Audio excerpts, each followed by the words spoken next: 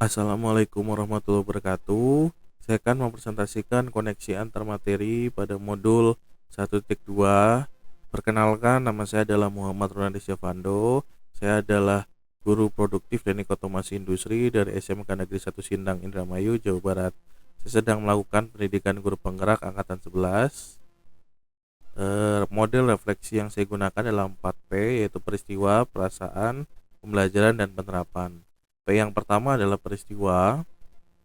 Momen yang paling penting atau menantang atau mencerahkan bagi saya dalam proses pembelajaran modul 1.1 hingga modul 1.2 adalah yang pertama, pada modul 1.1 diajarkan pendidikan yang berpihak kepada murid.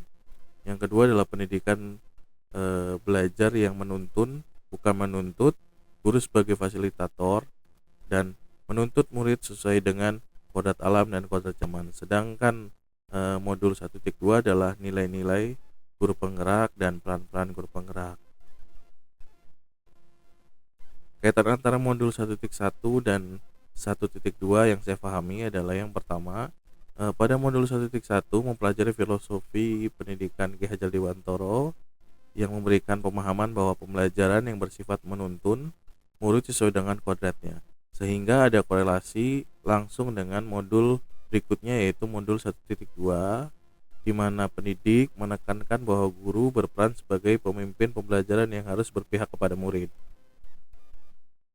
Perasaan pada saat saya mengikuti pendidikan modul 1.1 dan modul 1.2 itu sangat senang dikarenakan mendapatkan pengetahuan yang baru. Ternyata selama ini yang saya lakukan dalam kegiatan pembelajaran masih jauh dari kata ideal, sehingga setelah saya mempelajari modul dalam pendidikan guru penggerak, saya merasa bersyukur ya, dikarenakan memiliki kesempatan untuk menambah pengetahuan dan pengalaman dalam menerapkan pembelajaran ke depannya.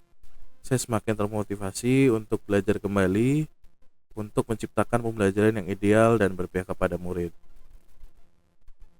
Yang selanjutnya adalah pembelajaran. Sebelum pembelajar mengenai pemahaman modul 1.1 dan 1.2, saya masih menggunakan teacher center, di mana pembelajaran terpusat pada guru. Yang kedua adalah saya menganggap siswa itu sebagai objek pembelajaran, bukan subjek pembelajaran. Yang ketiga adalah tidak peduli pemahaman murid, yang saya pentingkan adalah ketuntasan tujuan pembelajaran ataupun CP pada akhir semester. Yang terakhir adalah keberhasilan yang saya lihat dari murid hanya berdasarkan nilai KKM saja. Setelah mempelajari modul, saya harus menjadi guru yang berpihak kepada murid, reflektif, mandiri, kolaboratif, dan inovatif. Sekaligus harus memiliki peran menjadi pemimpin pembelajaran, menggerakkan komunitas praktisi, menjadi coach bagi guru lain, mendorong kolaborasi antar guru, dan yang terakhir adalah studi agen bagi murid. Penerapan pengembangan diri yang sederhana, konkret, dan rutin yang dapat saya lakukan sendiri dari sekarang untuk menguatkan nilai-nilai dan peran saya sebagai guru penggerak adalah yang pertama, yaitu berpihak kepada murid, yaitu menjadikan murid sebagai subjek pembelajaran.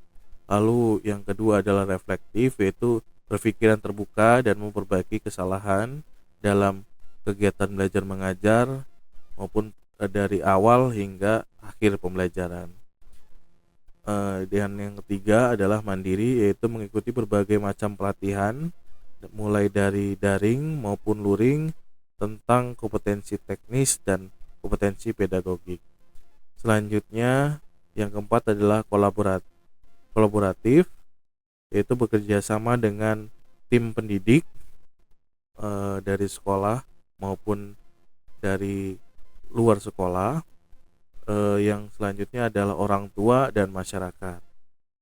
Yang terakhir adalah inovatif, yaitu menciptakan dan mengembangkan hal-hal yang baru dalam pembelajaran yang berpihak kepada murid.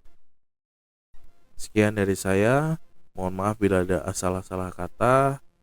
karena kesempurnaan hanya milik Allah Subhanahu wa taala. Wassalamualaikum warahmatullahi wabarakatuh.